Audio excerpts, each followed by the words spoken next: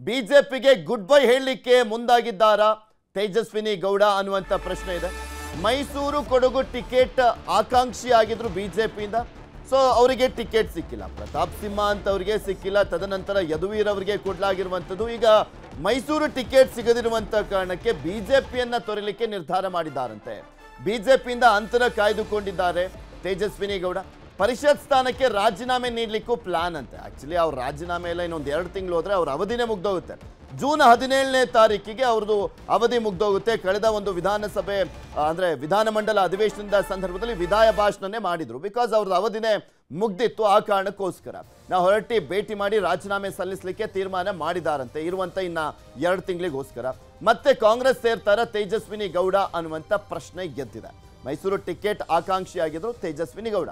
ಇದ್ರ ಬಗ್ಗೆ ಮತ್ತಷ್ಟು ಮಾಹಿತಿಯನ್ನ ಕೊಡ್ತಾ ಹೋಗ್ತಾರೆ ನಮ್ಮ ಪ್ರತಿನಿಧಿ ಕೃಷ್ಣ ನಮ್ಮ ಜೊತೆ ನೇರ ಸಂಪರ್ಕದಲ್ಲೇ ಇದ್ದಾರೆ. ಕೃಷ್ಣ, ತೇಜಸ್ವಿನಿ ಗೌಡ ಮೈಸೂರು ಕೊಡಗು ಲೋಕಸಭಾ ಕ್ಷೇತ್ರ ಟಿಕೆಟ್ ಆಕಾಂಕ್ಷಿ ಆಗಿದ್ರಂತೆ ಈಗಲೇ ಗೊತ್ತಾಗ್ತಾ ಇರುವಂತದ್ದು. ಅದು ಈಗ ಬಿಜೆಪಿಗೆ ರಾಜೀನಾಮೆ ಕೊಡ್ಲಿಕ್ಕೆ ಮುಂದಾಗ್ತಾ ಇದ್ದಾರೆ ಅಂತ ಹೇಳಲಾಗ್ತದೆ. ಅದು ಎಷ್ಟು ಮಟ್ಟಿಗೆ ನಿಜ? ಈಗ ರಾಜೀನಾಮೆ ಕೊಟ್ಟಂತ ಸಂದರ್ಭದಲ್ಲಿ ಕಾಂಗ್ರೆಸ್ ಅಥವಾ ಇನ್ನೊಂದು ಪಕ್ಷಕ್ಕೆ ಹೋಗೋದಾದ್ರೆ ಏನ್ ಸ್ಥಾನದ ಆಫರ್ ಏನಾದ್ರೂ ನೀಡಲಾಗಿದೆಯಂತ ಅವರಿಗೆ?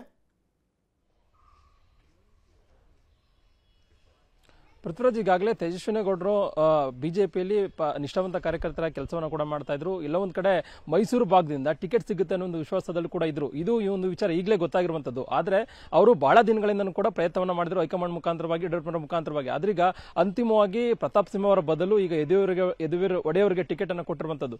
ಇದು ಎಲ್ಲ ಒಂದ್ ಕಡೆ ಈ ಒಂದು ಬೆಳವಣಿಗೆ ತೇಜಸ್ವಿನಿ ಗೌಡರಿಗೆ ಅಸಮಾಧಾನಕ್ಕೆ ಕಾರಣವಾಗಿದೆ.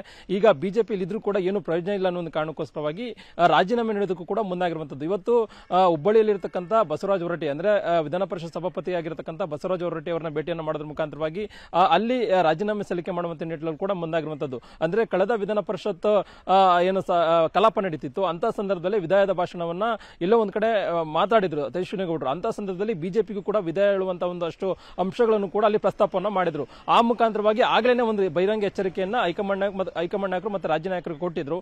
ಇಷ್ಟಾದ್ರೂ ಕೂಡ ರಾಜ್ಯದ ನಾಯಕರು ಯಾವುದೇ ರೀತಿಯಂತ ಕಿಮ್ಮತ್ತನ್ನ ಕೊಡದಿರುವಂತಹ ಸಂದರ್ಭದಲ್ಲಿ ತೇಜಸ್ವಿನಿ ಗೌಡರು ಇದೀಗ ಪಕ್ಷ ತೊರೆಯುವಂತ ನಿರ್ಧಾರವನ್ನು ಮಾಡಿದ್ದಾರೆ. ಆದ್ರೆ ಈಗ ಅವರು ನಿಜವಾಗ್ಲೂ ಕೂಡ ಪಕ್ಷ ತೊರೆದು ಕಾಂಗ್ರೆಸ್ನತ್ತ ಮುಖ ಮಾಡಿ ಅಲ್ಲಿ ಯಾವ ರೀತಿಯಾಗಿ ನೆಲೆಯನ್ನ ಕಂಡುಕೊಳ್ತಾರೆ ಅನ್ನೋದು ಕೂಡ ಈಗ ಸಾಕಷ್ಟು ಕುತೂಹಲಕ್ಕೆ ಎಡೆಮಾಡಿಕೊಂಡಿರುವಂತದ್ದು. ಯಾಕಂದ್ರೆ ಇದೇ ಒಂದು ಡಿ.ಕೆ ಶಿವಕುಮಾರ್ ಅವರ ವಿರುದ್ಧವಾಗಿ ರೆಬಲ್ ಆಗಿ ಕಾಂಗ್ರೆಸ್ನಿಂದ ಬಿಜೆಪಿಗೆ ಬಂದ ತೇಜಸ್ವಿನಿ ಗೌಡರು MLC ಆಗಿ ಕೆಲಸವನ್ನ ಕೂಡ ಮಾಡಿದ್ರು. ಇದೀಗ ಮತ್ತೆ ಕಾಂಗ್ರೆಸ್ಗೆ ಹೋಗಿ ಅಲ್ಲಿ ಈಗಾಗಲೇ ಯಾವ ರೀತಿಯಾಗಿ ಅಂದ್ರೆ ಈಗಾಗಲೇ ಮೈಸೂರು ಲೋಕಸಭಾ ಕ್ಷೇತ್ರದಿಂದ ಲಕ್ಷ್ಮಣ್ ಅವ್ರಿಗೂ ಕೂಡ ಟಿಕೆಟ್ ಅನೌನ್ಸ್ ಮಾಡಿದ್ದಾರೆ. ಹೀಗಾಗಿ ಇಂಥ ಸಂದರ್ಭದಲ್ಲಿ ಅಲ್ಲೋದ್ರೂ ಕೂಡ ಟಿಕೆಟ್ ಸಿಗಲ್ಲ. ಇಂಥ ಸಂದರ್ಭದಲ್ಲಿ ಕಾಂಗ್ರೆಸ್ ಹೋದ್ರೂ ಕೂಡ ಯಾವ ರೀತಿಯಾಗಿ ತಮ್ಮ ಭವಿಷ್ಯ ನಿರ್ಧಾರ ಆಗತ್ತೆ ಅನ್ನುವಂಥದ್ದು ಕೂಡ ಈಗ ಅವರಿಗೆ ಆಲೋಚನೆ ಇರುವಂತದ್ದು.